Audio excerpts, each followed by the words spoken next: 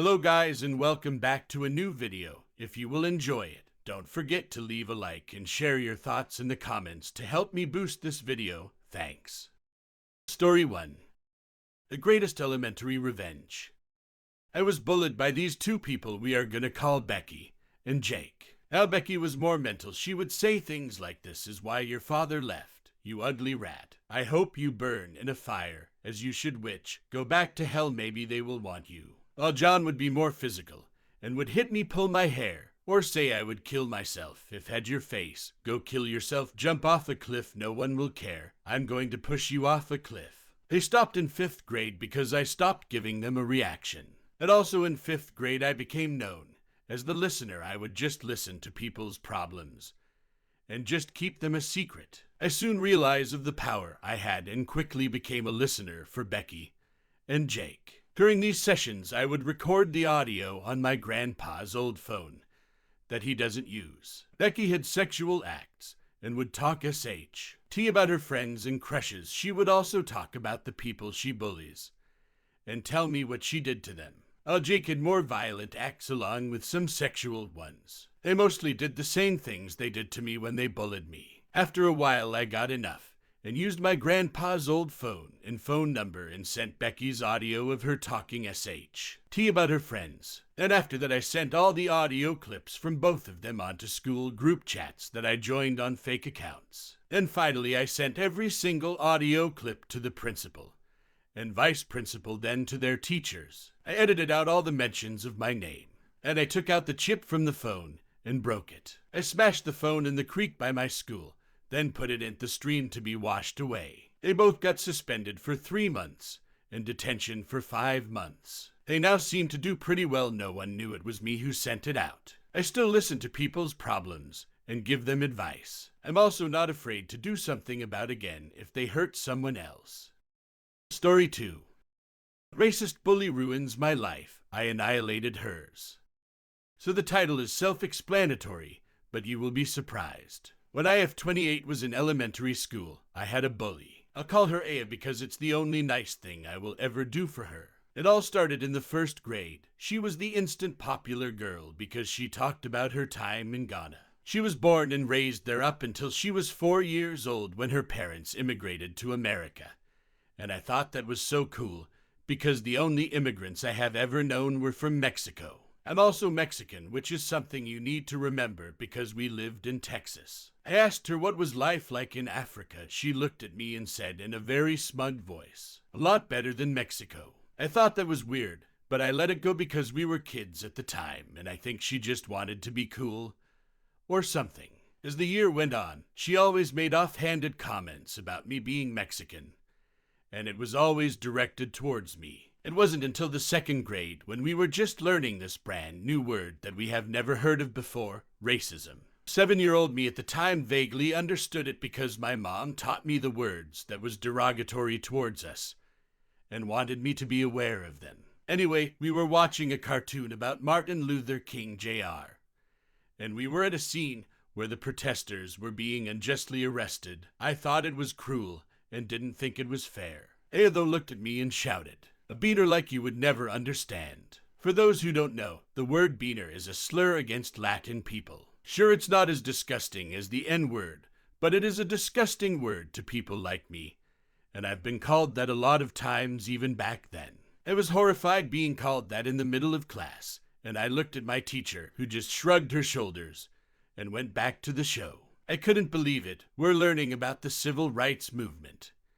and I was called a racial slur in front of everyone. I tried asking my teacher why didn't she say anything because what it called me was a bad word towards me and my ethnicity. All she did was say, "It's just a word, just aboard Seitzen, sticks and stones." I ran home in tears and told my mom everything. She was upset at first, but at the time, she told me that Aya probably didn't know that that word was a bad word towards Latin people, and maybe she'll figure it out when she's older, or say sorry the next day. How wrong my mother was. For the next 4 years, Aya would throw racial slurs at me, calling me a beaner who eats nothing but beans or a wetback because I must have crossed the Rio Grande River. I begged her every single time to stop, and I went to my teachers pleading with them for help, but they never did anything.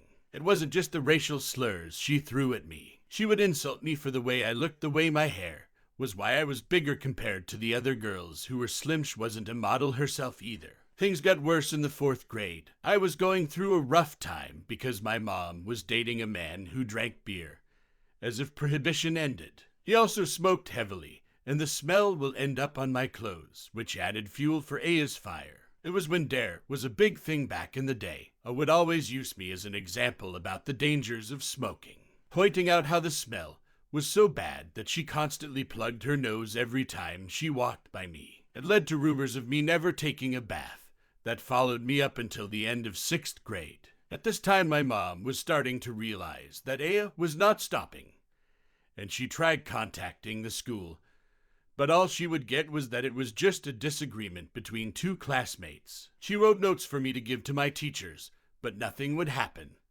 And in the 5th grade, things really took a bad toll. My grandfather passed away, and his death hurt me so much that even to this day I still feel that raw pain of his passing. Word got out to my school, and Aya walked up to me saying how sorry she was that my grandfather was gone. I naively thought that maybe, just maybe, she would stop being a bully and say sorry for saying racist things towards me. Nope, it's sad that he died to get away from you. I would too if I realized my granddaughter was so ugly. I broke into tears while she and a few of her friends laughed. And as always, none of my teachers did anything to stop her. I told my mom, who managed to finally get a hold of my teacher, and demanded that she do something about it or else she was going to go up there and make her stop. So for the first time in the whole year, my teacher walked up to Aya and told her to stop being so mean to me. I looked at her and burst into tears, crying that she was being so mean. It's because I'm black, isn't it? Immediately, my stupid teacher backed off. Aya would go on to use that phrase every single time any of our teachers even attempted to do something. Now you're probably wondering, how did she ruin my life? Well, I'm getting to it. Things slowly quieted down when I was in 6th grade, but I was plotting something. I used to draw anime a lot. I wasn't any good, but I practiced every single day, and slowly my skills were improving. I was drawing the main cast of Sailor Moon during free period, and it was a decent first attempt really. For once there were no stray pencil marks, and I didn't have to erase as much. I left to go to the bathroom, and when I came back my drawing was ruined. It had pen marks everywhere with the words Beaner and wet back in permanent marker all over it. I was devastated and broke down. I worked so hard on that drawing, and it was vandalized with hate. I looked over to a group of desks where Aya was sitting, and I saw her laughing. She and a couple of her girlfriends were saying how funny it was I was crying over a stupid picture, and I saw that she had that stupid permanent marker in her desk. I marched up to her and yelled at her. I demand to know, what is it about me she hated so much? Why was she acting like a racist towards me when I did nothing to her? I was crying, I was screaming, and my teacher told both of us to go to the office. I thought we were finally going to solve the issue, but as always I was wrong. My principal looked at the both of us and said that I should apologize to Aya. Me? What? P? Apologize to her for yelling at her. Just because you're upset over drawing doesn't mean you have to yell at a classmate for it. Me? But she ruined my drawing. She wrote slurs all over it. I should point out that she even had permanent marker stains on her hands. Me? Why aren't you telling her that you don't tolerate racism in this school? Why are you always taking her side? P? I'm not taking sides, young lady, but those are just words. Sticks and stones. I honestly didn't know what to feel at that moment. I realized that Aya was getting away with her racism, and there was nothing I could do about it. I still refused to apologize, and the principal called my mom, who demanded that the principal do something about Aya, but nothing happened, as always. After that incident, Aya was emboldened at the fact that she could get away with the bullying, and made my life hell. She destroyed me. It was to the point where I could no longer draw again. Even to this day, if I even tried to draw a character I liked, I would break into tears and just stop. My mom tried everything. She pleaded, she demanded, and she threatened, but my school just brushed it off as an overprotective single mom who just didn't like seeing her overly sensitive child hurt. In my mom's perspective, from what she told me she watched as her happy-go-lucky little girl slowly morphed into a sad and combative teenager, I developed a hatred towards my own ethnicity and I cried that I wished I was white because I hated being called those words. And I hated the way my face looked because I could see my Native American features. That's right, I'm indigenous too. She made me hate myself. It was only after elementary school did the bullying finally stop because she went to a different junior high school. But just because I was able to get away from her didn't mean that the effects of her bullying stopped. I had to go to therapy to get rid the terrible things she said to me out of my head, and slowly regain myself as a person. My family who knew of the bullying gathered around and gave me unconditional love and support, all the while telling me stories of our ancestors who started our family, how they fled Spain during the Texas Revolution. I even went to the tribe I was descended from to help gain a better understanding of my indigenous roots, and they helped me immensely as well. Yeah, and I ended up going to the same high school, but I avoided her like the plague because I wanted nothing to do with her or her bullshit. Aya was a model student, and during Black History Month, we used to have an assembly where we talked about the great black figures in history. She would always go on the podium and talk about how proud she was of her race, and that we should embrace everyone of different race, religion, and all that good stuff. It took all of my willpower and constant reminding of myself that what happened in elementary school was in the past to not laugh and roll my eyes. I just thought she was a piece of work. Fast forward to 2021. I was packing up my room because I was getting ready to move some of my stuff to my new house with my then fiancé, now husband, while we were planning our wedding. I was reading a book on my phone when I got a notification from someone I hadn't seen since high school. It was Aya. I'm an adult now, so instead of feeling the terrible anxiety I would always feel whenever I would get a note from her, I just looked at it annoyed and wondered what the hell did she want, and opened it. Apparently she was hosting our elementary school reunion because the old building was being torn down in place of a new one. She was inviting everyone who went to school there so we can say goodbye to the old girl. Honestly, I didn't want to go because that school has done nothing but bring me grief and anger. Just driving by it over the years would make my heart pound uncomfortably. I wanted to decline, but I thought to myself, that stupid school will be destroyed. Why not spit on it or something? And then something sparked in my head. This could be my last chance to expose Aya for what she really was. Aya, no good racist who takes joy in other people's misery. And it wasn't just me she threw racial slurs at. She was like that to everyone. From the girl who was from Delhi to a Chinese student who ended up transferring to a different school because he couldn't take it anymore. The planning. Having dinner with my mom, I asked her if she remembered the girl who used to bully me. She gripped her fork and said that she did remember, and how much she hated that little bitch. I asked her if she remembered going to the school many times to complain about her, and she said yes, and that she had written down everything that was said. And knowing my mom, she never threw anything away because it was important documents. I decided to look into her old files, and I found them. It was not only the notes Mom took, but it was also full of the hateful messages Aya wrote to me, even my Sailor Moon drawing that had those terrible racial slurs on it. The terrible feeling of self-hatred and sorrow came back in full. I was close to tears seeing that drawing and those notes. I really wanted to know why she had so much hate in her heart. After calming myself down, I went to work. I printed copies of the notes along with a note from my principal which said it seems that Aya called just abortsits in nasty words based on her ethnicity. It was even signed by that principal, which proved two things. I was a racist, and the school knew but refused to do anything. A revenge. A little party was basically a barbecue on the school playground. I showed up in casual clothing and saw my old classmates for the first time in years. To say the least, I was the only one who still looked fresh-faced and not worn down by parenthood. I did catch up to a few of them. Most of them were actually Aya's victims, but unlike me, they ignored her when she would bully them. Looking around, I actually saw some known members of our local equal rights group. I assumed she invited them because Aya made a name for herself over the years since graduation. It almost made me feel sorry for what I was going to do. And when I mean almost, I mean never. The little barbecue went by smoothly, and Aya was talking about the beautiful memories she had at our old school, and that she was so thankful that they welcomed her with open arms because she was an immigrant from a faraway country and was worried of not being able to belong. I remembered how proud she was when she first walked in our class, no fear at all. After her passionate farewell speech, everyone in our class took turns saying their own farewells. They half-assed their speeches, and some just said that the school was awesome. When it was my turn, I looked around and saw everyone staring at me. Ada standing there with a confident smile on her face, as if she thought that I was so beaten down that I would just say whatever with the school.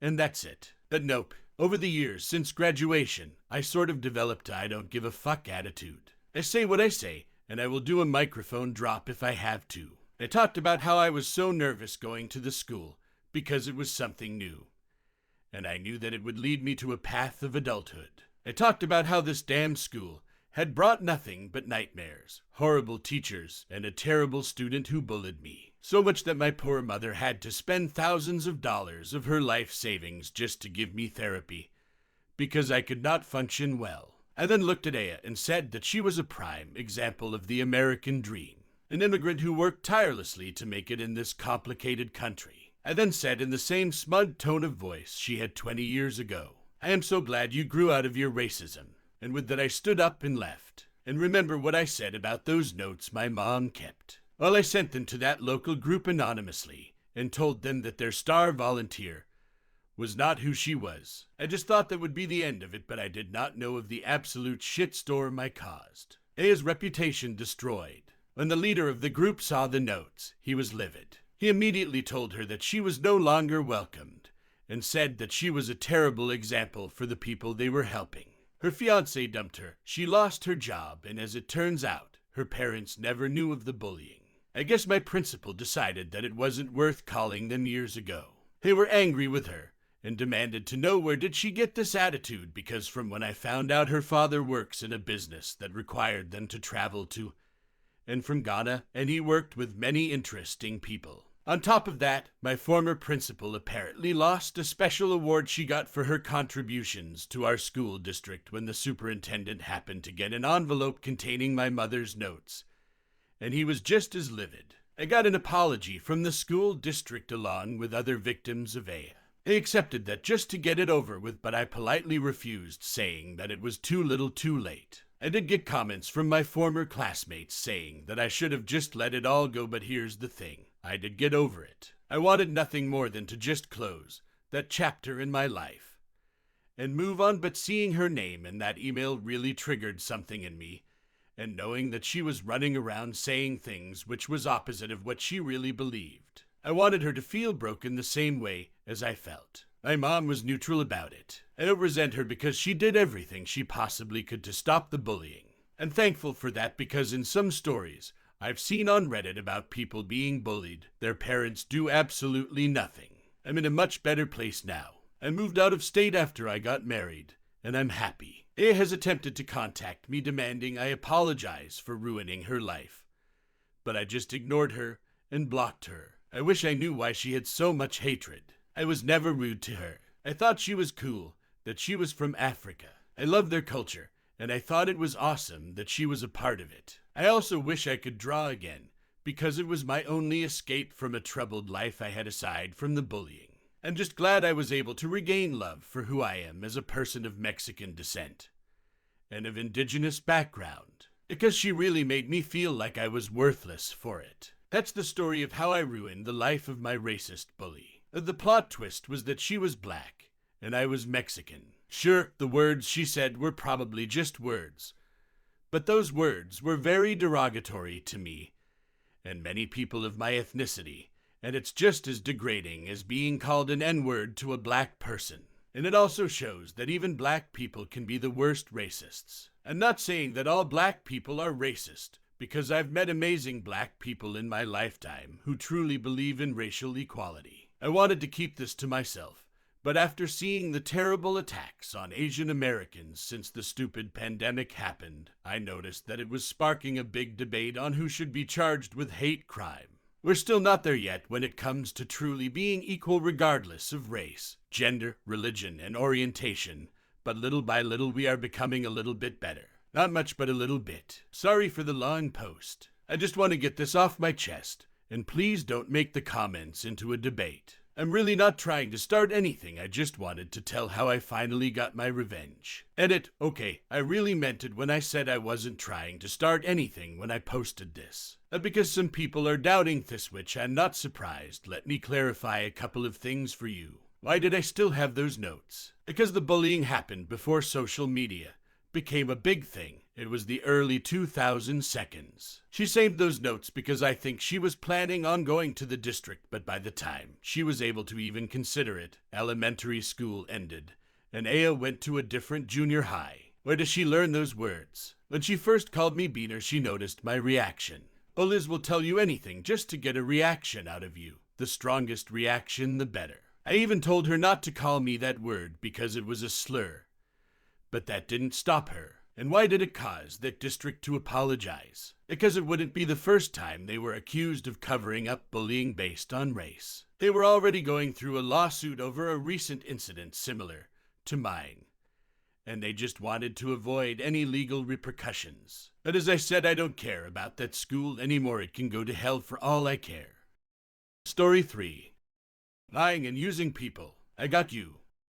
This one needs background to fully understand why I went out of my way for this revenge. My best friend was married for 10 years, with his ex for a total of 13 years. He was absolutely head over heels in love with her like I had never seen before, which I never understood due to her alcohol abuse. She would take it out on him, and when he'd be venting about it, he'd always fall back on "it's not her, it's the illness," a very respectable and admirable stance on it. Last year she asked for a divorce because after years of what I would call abuse, he had simply run out of gas. Her reasoning for asking for one: when she got fired for testing positive for weed, he wasn't empathetic enough. He admits he wasn't because it had come on the back of one of her drunken tirades where she told him he was a piece of shit who was always trying to control her. What all he ever tried to get her away from was booze for the way she treated him when she was drunk.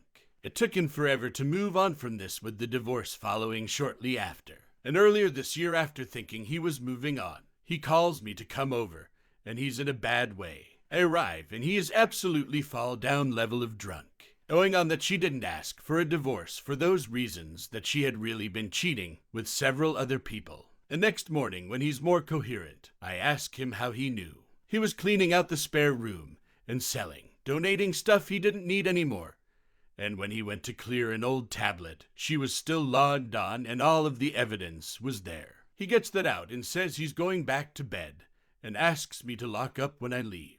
Before I left, I looked at the tablet. After seeing what I saw, I wanted to find a way to get even with the horrible and conniving woman, so I took pictures of it all and left. When I got home, I started looking up information about these people. 2 of them were just normal guys. Whether they knew she was married or not, I don't know. But the third comes up as a registered sex offender, still on probation for being such a disgusting pile of shit. An address listed as 123 Lane, City, State. Chomo knew that she was married. I immediately knew what I was gonna do. Chomo didn't live at 123 Lane. Chomo was living with the conniving ex. She made regular posts about their time together. On top of that, she is an avid weed user and has several firearms because she enjoys sport shooting. So I go into the state sex offender site and make a report of Chomo not actually living where he's registered, and that Chomo is living in a home with what he has no right to, being a convicted felon and on parole. I include screenshots of the social media posts and all to back it up. I was thinking little would happen but an inconvenience to their lives. Boy, was I wrong. She broke her typical posts with nothing serious trend on social media yesterday. With this gem, a year can't get any worse. Chomo lost his job and I am now facing eviction because I can't afford my rent. So I go on the state court system site to see if it's related. And yes, it was. Chomo was rearrested. She clearly can't post bail or Chomo would be out. The job she took after being fired definitely can't support her lifestyle. So he's probably going back to prison, or at least jail. And she's a breath away from being homeless. I don't know if I'd ever tell my best friend I was the one behind this. But he is definitely ecstatic to see a horrible woman and sewer rat get what they deserve. Part of me wants to put up the sex offender registration link and that it's sitting in jail, and say something to the effect of it's a little more than losing a job, but not wanting to make my best friend's life harder, I'll just let Sleeping Dog lie.